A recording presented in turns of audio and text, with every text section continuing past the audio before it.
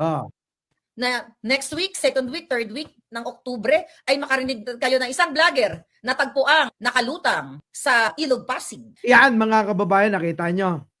Oh, kay Maharlika mismo galing eh. Oh, ayan oh, narinig ko na na meron ng isang vlogger nakalutang, patay sa Ilog Pasig. Yan lang, mga kababayan. Ha? Oh. Ang tanong, sino may kakagawan? Tandaan nyo, mga kababayan, kung sino ang unang nakaamoy ng utot, siya umutot. Di po ba? Tama po ba yung sinabi ko?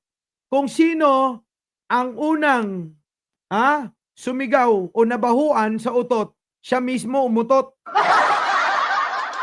Kita nyo, mga kababayan? Kaya etong mga sinasabi ni Maharlika na to, na may mamamatay